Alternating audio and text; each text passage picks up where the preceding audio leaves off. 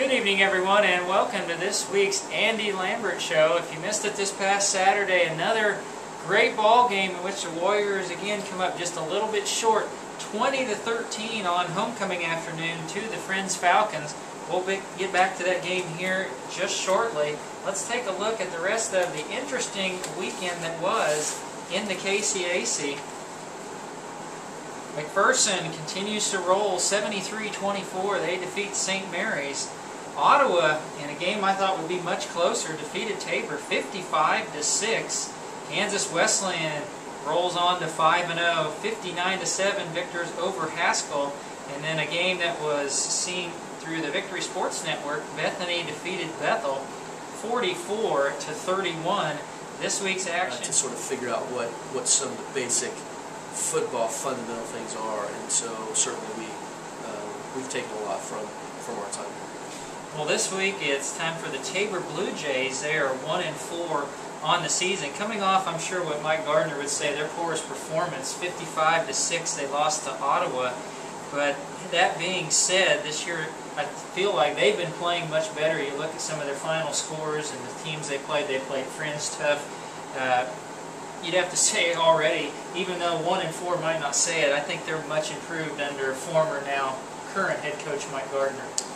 Oh, they're much improved. There's no doubt about that. They're a very good football team, very dangerous football team. You know how hard it is to come in and kind of reorganize and get guys to play the kind of football that you want, and to restructure the whole practice schedule and the DNA of your practicing. I mean, you know, you can go through a list of 10 things that to get that done in 6, 8, 9 months is literally impossible. And so they've competed really well. They have a great plan on both sides of the football, and they have some players, and they're just going to keep getting better, you know, as the season goes on. And you know, it's a good test for our program, I think, because they are a good football team.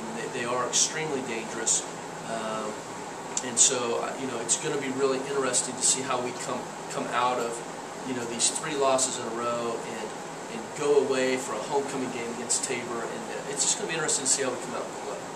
And one thing that they're definitely doing well this year is passing offense. They've got a 6'3" senior quarterback, 205-pound Joey Erickson. Right now, he's the #1 passer in the conference, 321 yards a game, and he also leads the conference in total offense, combining his rushing and passing. He gets 362 yards a game. Well, I tell you, another broken record, another big, strong quarterback, and it's hard to believe this may be the best one we've seen yet. He's a great player in a great scheme, and they're doing a super job with him, you know. And so I think in total offense, he's up in the nation, you know, because he can run some. They like to do. He's a dual threat guy. So yeah, I mean, I don't even know what to say. We have to limit the probability of him, you know, making great plays, and he's going to make some. He's going to definitely you know, get some great plays, but we have to limit the numbers of those and limit the potential on any given down.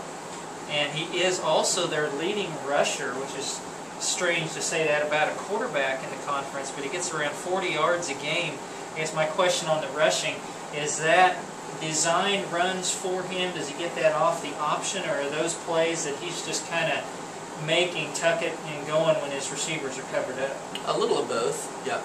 They definitely do run him with the intent to run him, but certainly then he's hard to tackle and he's hard to sack, and so you know, some of that is kind of impromptu, doing stuff on his own on script.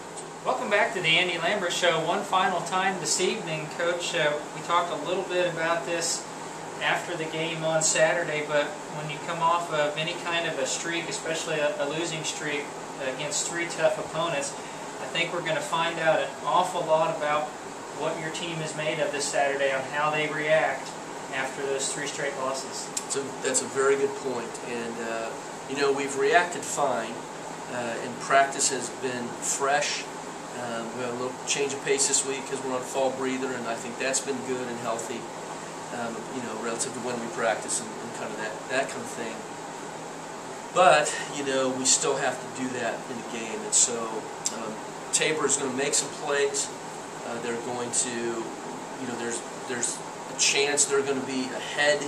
And how do we kind of resolve those doubts and stay fully in and fully confident and believing with all our hearts in our program and in what we're doing to be successful. And we're going to have those times in the game on Saturday, and you're right, it will be a good test for our not just the team this year, but I think for the program and the principles that we so heavily rely on to compete, and the principles that we believe so deeply in relative to not just how to play football, but how to live life and how to treat other people and how to think about ourselves in light of the context of something outside of us.